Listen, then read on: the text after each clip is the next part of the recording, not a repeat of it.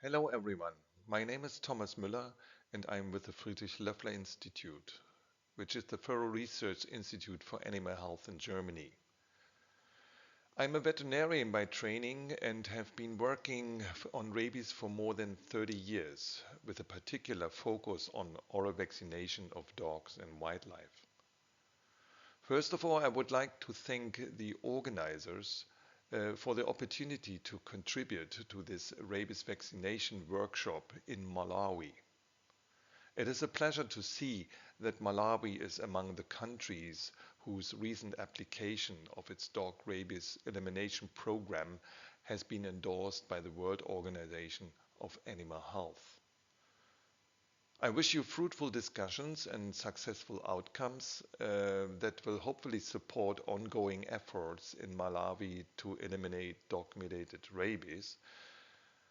So in the next 50 minutes, I will present a new vaccination strategy to you, namely oral vaccination of dogs, covering its history, principles, concepts, and vaccine requirements. This scheme shows how mass dog vaccination can control and eliminate rabies by reducing transmissions. As vaccination coverage increases, the effective reproduction number R declines. And once R drops below 1, transmission can no longer be sustained and rabies will eventually be eliminated. The more effective the vaccination campaigns, the faster this point is reached. However, there is increasing evidence that parenteral vaccination alone often fails to achieve sufficient coverage in dog populations. And this table presents examples from the literature of vaccination campaigns with varying outcomes. On the left, you see successful programs that exceeded the critical 70% coverage threshold. In contrast, the examples on the right show campaigns that reached only around 30%, falling far short of what is needed for effective rabies control. Implementing these approaches in resource-limited settings remains challenging, particularly when it comes to maintaining adequate herd immunity in free-roaming dog populations. These dogs are widespread, as you can see here, with an estimated 60 to 80% in Africa and Asia being owned but free-roaming. These animals play a key role in rabies transmission and in sustaining the chain of infection. So how to vaccinate them? And this is where oral rabies vaccination comes in as a promising alternative strategy. In simple terms, it works like feeding dogs. A bait containing the liquid vaccine is offered, and as the dog chews it, the vaccine is released into the oral cavity and absorbed through the tonsils and mucous membranes. Oral rabies vaccination of dogs is not a new concept. The World Health Organization, in collaboration with WOAH, has played a key role in promoting international collaboration and coordinating research through networks of experts and global stakeholders. And over the past 35 years, this has included 13 international consultations and meetings.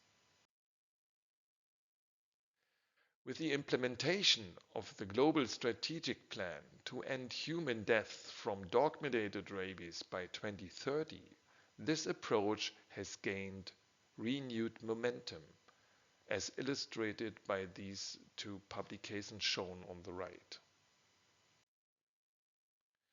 The World Health Organization and the World Organization for Animal Health have also recognized the strong potential of this approach and are actively promoting it as a complementary vaccination strategy. However, Successful implementation of oral rabies vaccination requires clear guidance. While WHO issued recommendations in 2007, these are now outdated. To address this, the United Against Rabies Forum has established an expert group to revise the guidance and support the transition from experimental use to practical application of oral vaccination of dogs.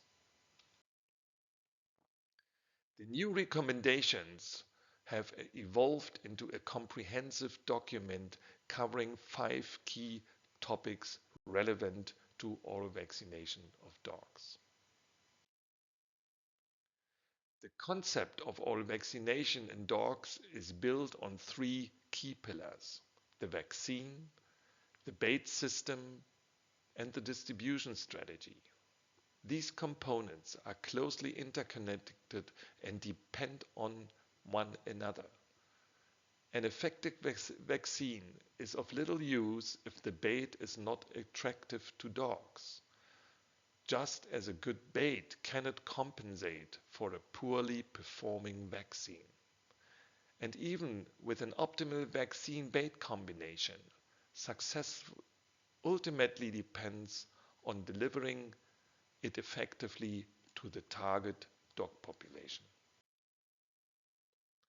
With regard to oral rabies vaccines, the guidance document emphasizes that the production of vaccine candidates must adhere to international standards, such as those established by WOAH, the European Medicines Agency, and USDA CVB. Oral rabies vaccines must meet minimum safety and efficacy requirements as defined in the rabies chapter of the WOAH terrestrial manual. The safety of oral rabies vaccines is of paramount importance as they are replication competent vaccines. The oral rabies vaccines recommendations provide an overview of the animal and non-animal studies required by WOAH and the EMA to ensure safety for target and non-target species. Safety for humans must be demonstrated through a data-based risk assessment. These requirements set a very high bar for approval. In terms of efficacy, dogs vaccinated orally must be challenged 100 days, 80 days post-vaccination with a field virus. At least 88% of vaccinated animals must survive a 90-day observation period, while at least 80% of the control animals must succumb to infection. While this may sound straightforward, it first requires establishing the minimum effective vaccine dose as well as an appropriate challenge dose. For the first time and based on the available literature, an oral rabies vaccine for dogs is now available. Among the various attenuated and recombinant oral rabies vaccine strains, SPBN-GAS, a highly attenuated third-generation reverse genetics construct, is currently the only one that meets WOAH criteria for both efficacy and safety. Beyond the vaccine itself, the bait casing is equally important. The document provides detailed guidance on bait specifications, including challenges such as palatability, regulatory and legal considerations, and handling by dogs. It also addresses the question of locally produced versus standardized baits. Please keep in mind that oral rabies vaccines require appropriate storage conditions. For long-term storage, they should be kept at -20 degrees Celsius. Once thawed, Baits can be stored at refrigerated temperatures for up to 1 month, and refrigeration is also sufficient during transport. There are three main distribution systems for oral rabies baits: the handout and retrieve model, which is the most widely used by vaccinators. Second, the distribution via dog owners, mainly for dogs that can only be handled by their owners. And third, the wildlife model, designed for truly stray dogs. These distribution systems each have their own advantages and disadvantages, as shown in the tables on the left and right, in terms of target populations, logistics, costs, and other factors, and should be carefully considered when planning oral rabies vaccination campaigns. Accurate documentation of vaccination efforts is essential for monitoring and evaluating campaign effectiveness. Paper records should be avoided. Instead, simple mobile data collection tools should be used. This is more important than serological monitoring of campaigns, which is generally not recommended. In terms of regulatory affairs, import requirements can vary between countries and may involve different documents and governmental authorities for approval and customs clearance.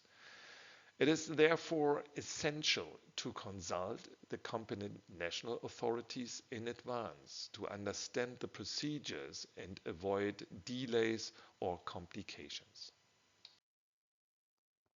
Please also refer to the annexes, which provide additional useful information. There is also a link to more than 40 frequently asked questions and their corresponding answers.